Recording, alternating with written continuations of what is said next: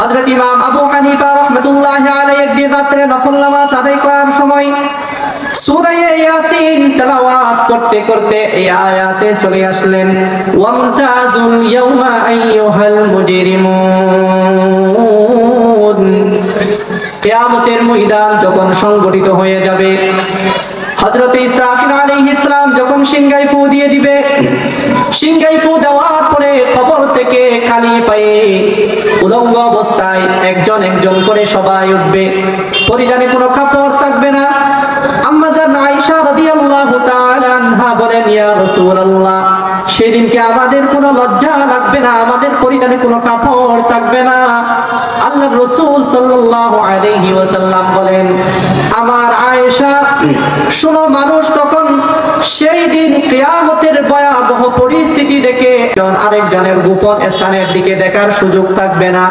তাদের মাথায় এই কাজ করবে না, একজন আরেকজনের সতরের দিকে তাকাবে, কারো কাঁধ পর্যন্ত, কারো হাঁটু পর্যন্ত, কারো মাথা পর্যন্ত গামের মধ্যে সাঁতরাতে থাকবে। উম্মত প্রথম হযরত আদম আলাইহিস সালামের কাছে গিয়ে দৌড়াবে, বলে, ইয়া সাইয়্যিদানা হযরত আদম আলাইহিস সালাম, আপনি আমাদের জাতির পিতা, এমন কঠিন পরিস্থিতিতে আমাদের জন্য আর সহ্য করার সুযোগ নেই, আর সহ্য করতে পারছি না। এই মাটিগুলো তামা হয়ে যাবে, জমি তামা হয়ে যাবে, এই সূর্য 12 হাত মাথার উপরে চলে আসবে।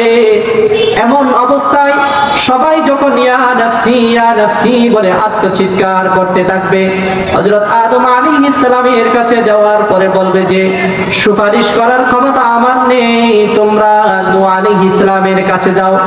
উম্মত আবার নূহ আলাইহিস সালামের কাছে যাবে, সেখান থেকেও ফিরে আসবে। এভাবে যাইতে যাইতে একবার যাবে সাইয়্যিদনা মূসা কালিমুল্লাহর কাছে, আরেকবার যাবে ঈসা রূহুল্লাহর কাছে, আরেকবার যাবে ইব্রাহিম আলাইহিস সালামের কাছে।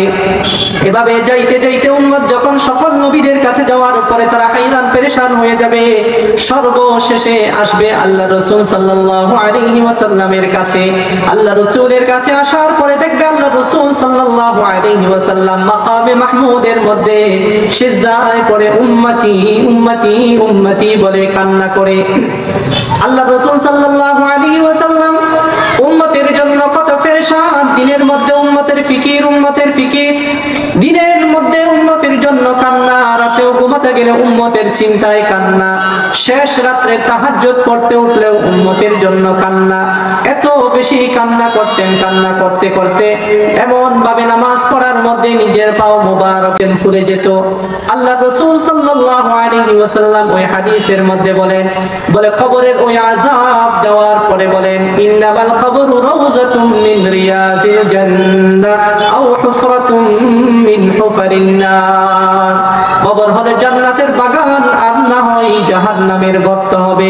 দুনিয়ার মধ্যে যদি তুমি এমন ভাবে প্রস্তুতি নিতে পারো, ঈমান আনার পরে আমলে সালেহ করতে পারো, দুনিয়ার মধ্যে যদি তুমি ইসলামের উপরে চলতে পারো, জাহান্নামের আগুন থেকে বাঁচার জন্য তুমি ইসলামের উপরে নিজের জীবনকে পরিচালনা করতে পারো, নিজের ছেলে সন্তানদেরকে, নিজের পরিবার পরিজনদেরকে, সকলকে তুমি যদি জাহান্নামের আগুন থেকে বাঁচাইতে পারো, তোমার জন্য জান্নাত অপেক্ষা করে।